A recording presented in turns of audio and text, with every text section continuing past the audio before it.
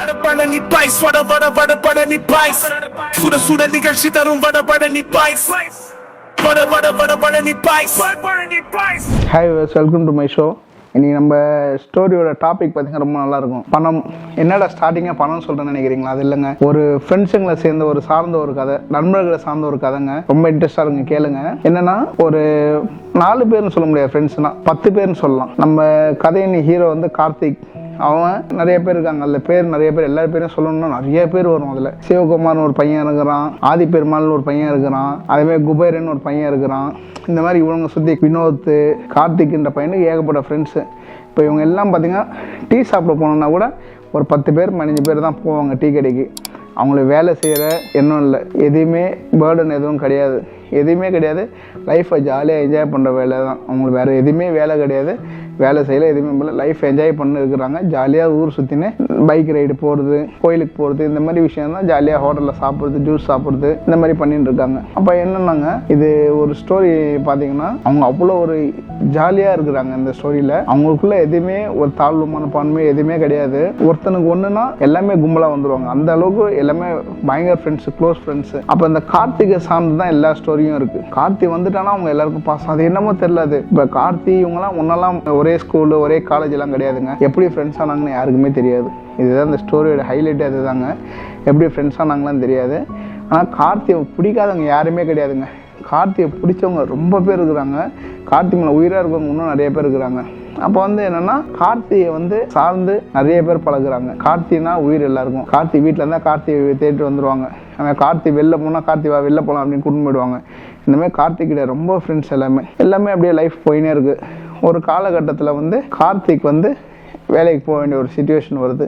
என்ன சுச்சுவேஷன்னா, ஏன்டா நீ இன்னும் வேலைக்கு போகாமல் இருக்கிற அப்படின்னு வீட்டில் வந்து கேட்குற மாதிரி கேட்குறாங்க.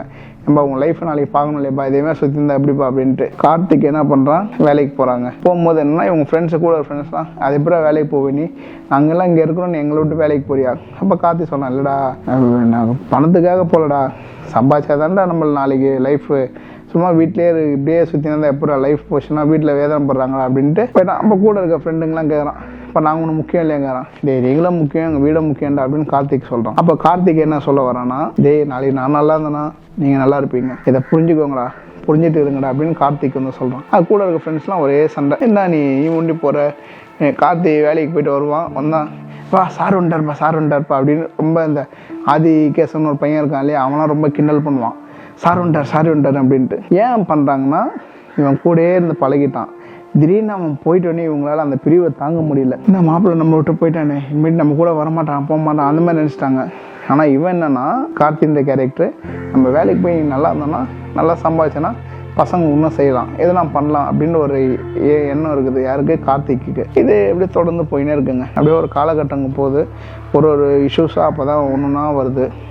கார்த்திக் வந்து என்னென்னா, ஜாலியாக போயிட்டு டீ சாப்பிட போவான் கொள்வான். கார்த்திக் அங்கேயும் ஒரு லவ் ஆரம்பிக்குது. என்னன்னா, டீ கடையில் போகும்போது டீக்கு சாப்பிட்டு இருப்பாங்க. திரும்பி போகும்போது ஒரு பொண்ணு இப்படி பார்த்துட்டு போவோம். கூட அந்த சிவகுமார்னு ஒரு பையன் இருக்கிறான் இல்லையா, அவன் கார்த்திகிட்ட சொல்லுவான், டேய் அந்த பொண்ணு உன்னை பார்த்துட்டு போதுறா அப்படின்னுவான். டேய் கம்முன்னு இருடா, நான் டீ சாப்பிடுங்க அது பாட்டும் போது ஏன்டா இப்படி சொல்கிறேன்? இல்லைடா உன்னை பார்த்துன்னு போகிற மாதிரியே இருக்குடா அப்படின்னுவான். சரி கம்முன்னு விட்டுருவான். மறுபடியும் பார்த்தீங்கன்னா, டெய்லிக்கு அதை டீ சாப்பிட போகும்போது கார்த்திக் என்ன பண்ணுவான், டேய் இன்னைக்கு அந்த பொண்ணு என்ன பார்த்ததில்ல அப்படின்னு கேட்பான். நீ தான் சொன்னால் நம்ப மாட்டேன், நீயே பாரு அப்படின்னு. ஒரு நாள் டீ சாப்பிட போகிறாங்க. கார்த்தி டீ கடை உள்ளே போகிறாங்க. போயிட்டு அப்படி நிற்கிறான். கார்த்தி வண்டி நிற்குது.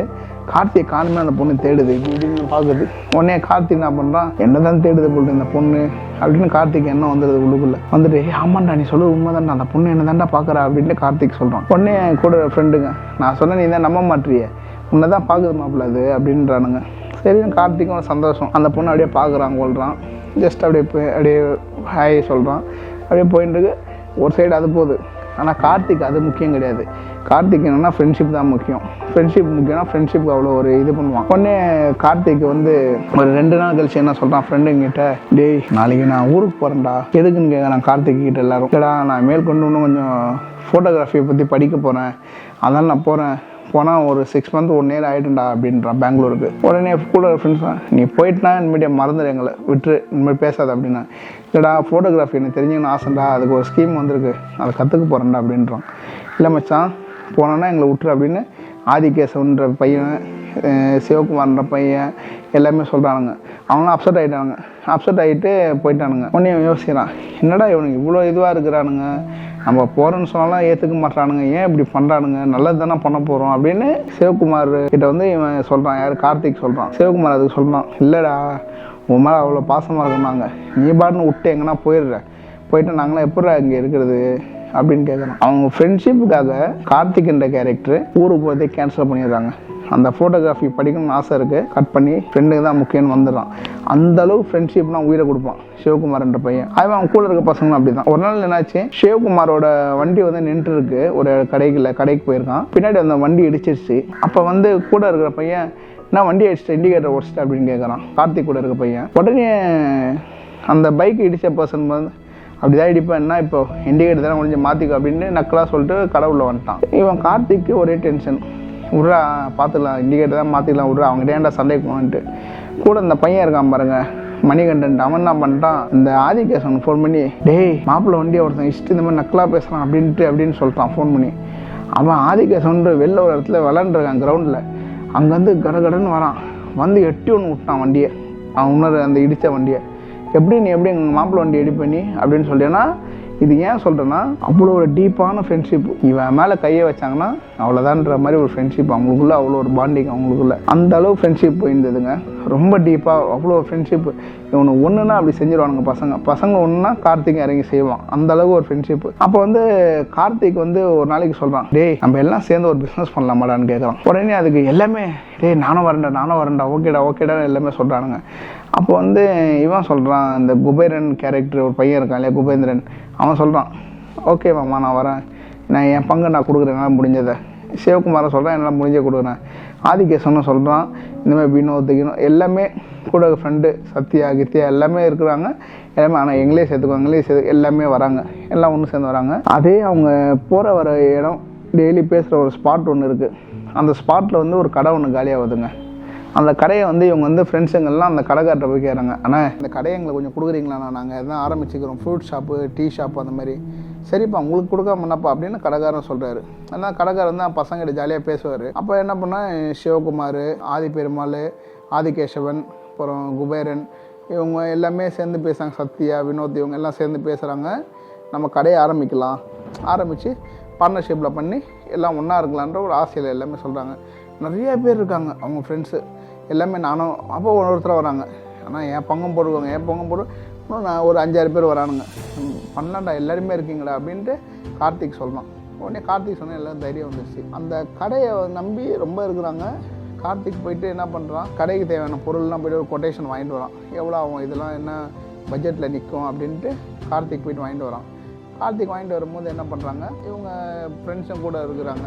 அவங்க சொன்னாங்க, டேய் பிஸ்னஸ் ஓன் பண்ணலான்டா, சூப்பராக பண்ணலான்டா, நம்மளுக்கு அவ்வளோ சூப்பராக இருக்கணும் அந்த பிஸ்னஸ் அப்படி இப்படின்றான். நான் இந்த வேலையை பாரு, நீ இதை பாரு அப்படின்னு அவங்களே பிரிச்சுட்டாங்க வேலையை. அவ்வளோ டீட்டெயிலாக போதுங்க, சூப்பராக பசங்க லைஃப் மாறப்போகுதுன்னு நல்லா சந்தோஷமாக இருக்கிறாங்க. ஆனால் சில பேருக்கு இதை பிடிக்கல. அப்போ வந்து என்னென்னா அவங்க நடக்கூடாதுன்னு நினைப்பாங்க. சரின்னு அப்படியே விட்டாச்சு. ஆனால் கார்த்திக் வந்து இதெல்லாம் தெரியாது, இந்த நடக்கிற விஷயம். இப்போ அந்த கடைக்காரர் என்ன பண்ணுறாரு, கொடுக்குறேன்னு சொன்ன கடையை நைட்டாக கையை மாற்றி விட்டுறாரு, வேறு ஒரு பார்ட்டி கொடுத்துட்றாரு. கார்த்திக்கு இந்த விஷயம் தெரியாது. எங்கே அவர் ஆளே காணுமே அதனால அப்படின்னு கேட்குறான். இப்போ அவர் கடையை விற்றுட்டு எப்பயோ போயிட்டார். என்ன கடையை விற்றுட்டாரா? இல்லையே எங்களுக்கு கொடுக்குறேன்னு சொன்னாருங்க அப்படின்னு கார்த்திக் இந்த பர்சன் சொல்லுது. உடனே அவனுக்கு தலையில் இடி வந்த மாதிரி ஆயிடுச்சு கார்த்திக்கு. என்னடா இது பசங்களுக்கு என்ன பதில் சொல்கிறோம், பசங்களோட சொல்கிறான், டேய் மாப்பிள்ள அவர் என்னடா கடையை யாருக்கும் கொடுத்துட்டாரான், நம்மளுக்கு தான்டா கொடுக்குறேன்னு சொன்னார், ஏன்டா இப்படி பண்ணார் அப்படின்னு கார்த்திக் கேட்குறான். உடனே பசங்களாம் தெரியலடா எங்களுக்கு என்னாச்சுன்ட்டு புரியலடா அப்படின்னு அவர்கிட்ட ஃபோன் பண்ணால் ஃபோன் சுவிட்ச் ஆஃப். மறுபடியும் வந்தார், இல்லைப்பா எனக்கு அர்ஜென்ட்டாக பணம் தான், ஆனால் நீங்கள் கேட்ட பணம் நாங்கள் கொடுக்குறோன்னு சொல்லிட்டோம், கொடுக்கலன்னா பரவாயில்ல, எங்களுக்கு தானே கடையை நீங்கள் கொடுக்கணும், இவ்வளோ கஷ்டப்பட்டு இவ்வளோ பேர் ஒன்றா சேர்ந்துருக்கணும் 10 பேருக்கு மேலே, ஏன்னா அந்த கடையை எங்களுக்கு கொடுக்கல அவர்கிட்ட கேட்குறாங்க. கேட்டுன்னு வந்துட்டு இல்லைப்பா கோச்சிக்காதீங்கப்பா அப்படின்னாரு. விட்றா நம்மளுக்கு அவ்வளோதாண்டா அப்படின்னு சொல்லிட்டு பசங்க வந்துடுறானுங்க. அவர்கிட்ட எதுவும் இப்போ சண்டையும் போடலைன்னா அவரை வந்து ஃப்ரெண்டாக பழகிட்டாங்க, அவர்கிட்ட எதுவும் போடவும் முடியாது. சரி வந்துட்டானுங்க. பசங்களுக்குள்ளே ஒரே குழப்பம், என்ன பண்ணுது ஏது பண்ணுது. ஏன்னா வீட்டில் அவங்கவுங்க கேட்க ஆரம்பிச்சிட்டாங்க, என்ன நீ இன்னும் வேலை பண்ணல இது பண்ணல அது பண்ணல, அவங்கவுங்க வீட்டில் டார்ச்சர். கார்த்திக் நம்ம ஹீரோ, அவருக்கு அந்த பிரச்சனை அந்த அளவுக்கு கிடையாது, அதெல்லாம் ப்ராப்ளம் இல்லை. மீதி பேர் வீட்டிலாம் கேட்குறாங்க. ஒரு சுச்சுவேஷன் மாறுது. சில பேர் கல்யாணம் ஆகுது, சில பேருக்கு வந்து வேலைக்கு போய் அவங்க வீட்டில் கஷ்டம், இப்படியே இதனால் ஃபஸ்ட்டு ஒரு பையன் ஊருக்கு போகிறான் ஃபாரினுக்கு, அடுத்து இன்னொரு பையன் அம்மாவுக்கு உடம்பு சரியில்லைன்ட்டு ஊருக்கு போகிறான். இன்னொரு பையன் குடும்ப சூழ்நிலை சரியில்லைன்னு அவன் ஊருக்கு போகிறான். இப்படியே எல்லாம் போக போக பார்த்தீங்கன்னா நம்ம ஹீரோ ஒண்டி தான் தனியாக நிற்கிறாருங்க. யாருமே கூட இல்லை. ஹீரோவுக்கு பார்த்தீங்கன்னா அப்படியே அப்செட் ஆகி நிற்கிறான் கார்த்திக்கு. என்னடா யாருமே இல்லை. போகும்போதெல்லாம் அந்த இடம் கிராஸ் பண்ணும்போதெல்லாம் போய் பார்ப்பான். பார்த்தா யாருமே இருக்க மாட்டாங்க. நம்ம நிற்கிற இடம் பார்த்தியா யாருமே இல்லை, வெறிச்சோன்னு இருக்குது அப்படின்ட்டு அந்த இடத்துல. ஏன்னா அந்த இடத்துல அவங்க நின்று பேசும்போது வேறு யாருன்னா வந்தாங்கன்னா கூட யோசிப்பாங்க, எப்பா எல்லாம் நிற்கிறாங்கப்பா, நம்ம எப்படி இங்கே நிற்கிறது அப்படி அந்த யோசனை வரும். அந்த இடத்துல வந்து இவங்க நல்ல பேர் வாங்கியிருக்காங்க, நல்ல பசங்க எல்லாமே, தப்பான பசங்க கிடையாது. அது போயிடுச்சு. நம்ம ஹீரோ வந்து நினைக்கிறான், இவன் ஊருக்கு போயிட்டான், அவன் ஊருக்கு போயிட்டான், நம்ம என்ன பண்ணுது அப்படின்னு யோசனையே இருக்கிறான். யோசனைன்ட்டு என்ன பண்ணுறான், போங்கடா எல்லாம் போயிட்டீங்க, சொல்லாமல் கொள்ளாமல் போயிட்டீங்க. அதே ஒரு மனசு வருத்தம். ஒரு மாதம் கழித்து ஃபோன் வருது, மாமா ஊரில் தான் இருக்கேன், தெரியும் சொல்லு அப்படின்றான் கார்த்திக்கு. இல்லைடா இந்த மாதிரி சுச்சுவேஷன் வந்துட்டான். அப்படியே ஒரு கதையை சொல்கிறாங்க. இவனும் கேட்டு மனசு தாங்காமல் என்ன பண்ணுறான், கார்த்திக் இந்த பர்சன் வேலைக்கு போகிறான். வேலைக்கு போயிட்டு இப்போ இனிமேடாச்சும் என் வேலையை நான் பார்த்துறேன் விடு, யாருக்கும் வேணாம் அப்படின்ட்டு ஒரு மனசு வேதனையோடு தான் போகிறான் கார்த்திக்கு. அவன் ஒர்க்கை போய் பார்க்குறான் கார்த்திக்கு. ஒர்க்கை போய் பார்க்கும்போது கார்த்திக் வந்து ஒன்றுமே புரியல. என்னடா அது ஒர்க்கு, பசங்க இருந்தால் ஜாலியாக இருந்திருக்கும், பசங்க ஞாபகமாக இருக்குது. அவன் டெய்லி பைக் எடுத்துன்னு போவான் பசங்களை மீட் பண்ண. பசங்களை அதனால் அந்த பைக் எடுக்கதே விட்டான். என் ஃப்ரெண்டுங்க இருந்த வரைக்கும் ஜாலியாக இருந்தது பைக் ஓட்ட. ஆனால் பைக் ஓட்ட இன்ட்ரெஸ்ட் இல்லை அப்படின்னு கார்த்திக் அந்த பைக் ஓட்டதே நிப்பாட்டிட்டான். நடந்து போயிட்டு நடந்து தான் வருவான். பைக் மேக்ஸிமம் எடுக்கிறது இல்லை. ஏன்னா அந்த பைக்கில் பார்த்தீங்கன்னா 2-3 பேர் உட்காருவாங்க, ஜாலியாக போய்ட்டு ஜாலியாக வருவாங்க, பேசுவாங்க, கொள்ளுவாங்க. இப்படி ஒரு இன்சிடென்ட் நடந்துருந்ததுங்க. கடைசியில் யாருமே இல்லாதனால அவனை வெறிச்சவனு போயிடுச்சு. கூட இருந்த பசங்களும் எல்லாமே போயிட்டானுங்க, யாருமே இல்லை. கார்த்திக் லைஃப் அப்படியே போயின்னே இருக்குது. திடீர்னு கார்த்திக் பர்த்டே ஊர்லேருந்து எல்லாம் வந்துட்டானுங்க. 10 பசங்களும் வந்துட்டானுங்க ஊர்லேருந்து. பிறந்த நாளைக்கு கொண்டாட வரானுங்க.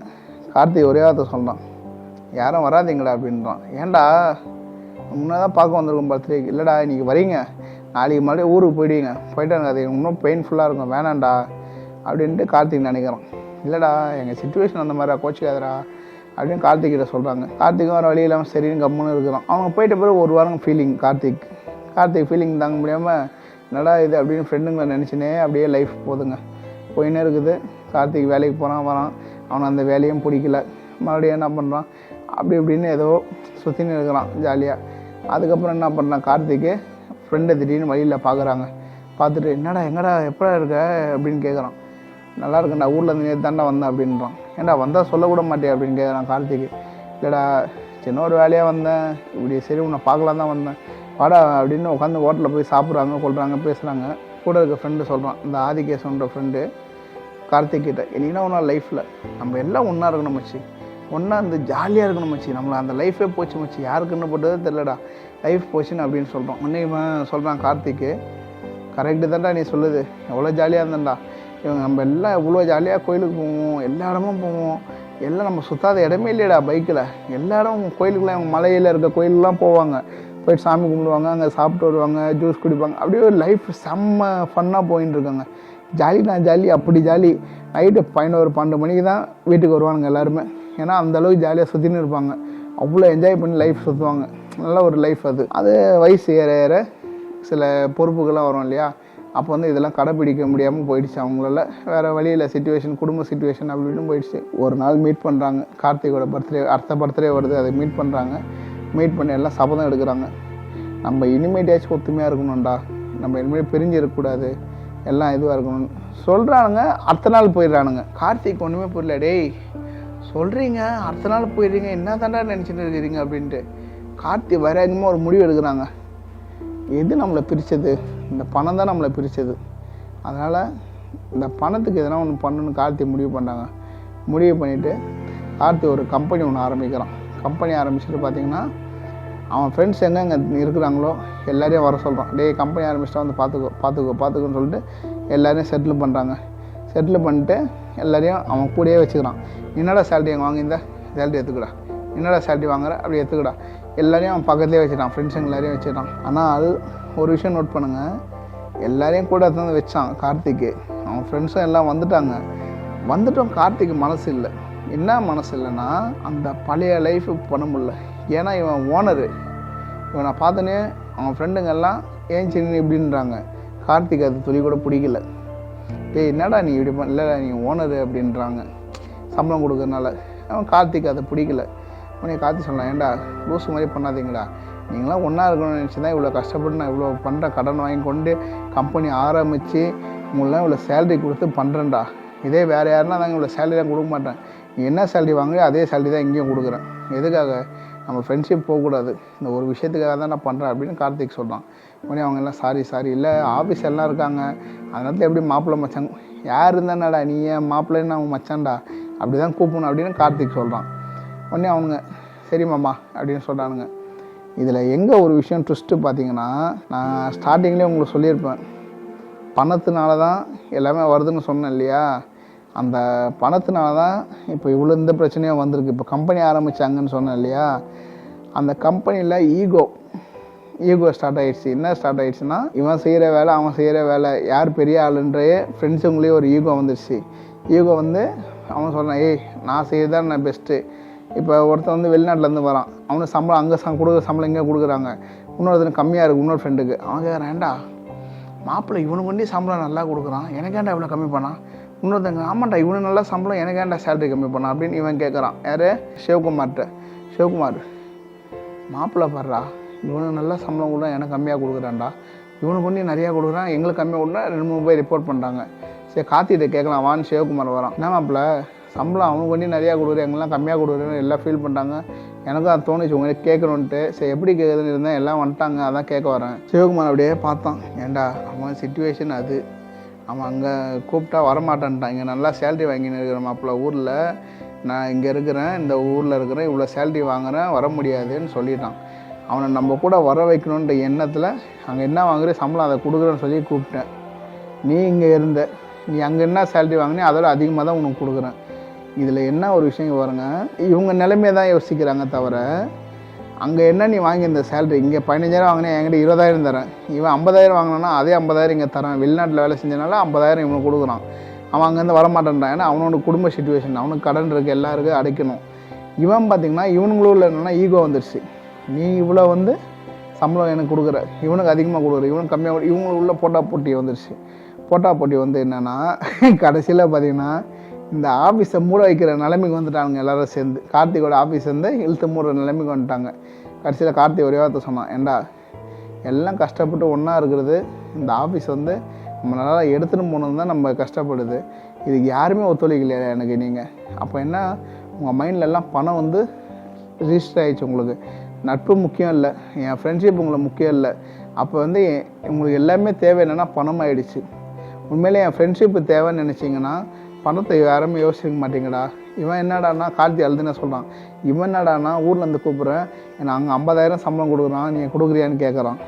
நீ என்னடானா இவனுக்கு சம்பளம் வந்து இவ்வளோ கொடுக்குறியா எனக்கு கம்மியாக கொடு நீ என்ன கேட்குற. இவன் என்னடானா என்ன கேட்குறான், இவனுக்கு சம்பளம் இவ்வளோ கொடுக்குறியே எனக்கு ஏன் கொடுக்க மாட்டேன் இவன் கேட்குறான். ஆளாளுக்கு சம்பளம் தான் கேட்டீங்க தவிர இந்த ஆஃபீஸ் எனக்காக திறந்தேன் நான் சொல்லு. உங்கள் எல்லாருக்கும் நம்ம எல்லாம் ஒன்றா இருக்கணும், சேர்ந்து நல்லா சந்தோஷமாக இருக்கணும், ஹாப்பியாக இருக்கணும். நீ மூஞ்சை நான் பார்க்கணும் என் மூஞ்சை நான் பார்க்கணும், இதுக்காக தான் ஆஃபீஸ் திறந்தேன். கடைசியில் இது எவனுமே புரிஞ்சுக்கல அந்த விஷயத்த. ஏன்டா என்னை ரொம்ப கஷ்டப்படுத்திட்டீங்களா அப்படின்னு சொல்லிட்டு கார்த்தி என்ன சொல்கிறான், விடுங்கடா உங்களுக்கு என்னென்ன தோணுதோ பண்ணுறா, வேலை செய்ய இஷ்டம் இருந்தால் செய், இல்லைன்னா நீ உன் ஊருக்கு போ, உனக்கு வேலை செஞ்ச இஷ்டம் இருந்தால் செய்யடா, இல்லைன்னா வெளிநாட்டுக்கு போடா, நீ வேலை செஞ்ச இஷ்டம் தான் செய்யலை உங்கள் ஊருக்கு போயிடு இப்படின்னு சொல்லிட்டு எல்லாரையும் பார்த்து சொல்லிட்டு போயிட்டே இருக்காங்க. கார்த்தி போயிட்டான்.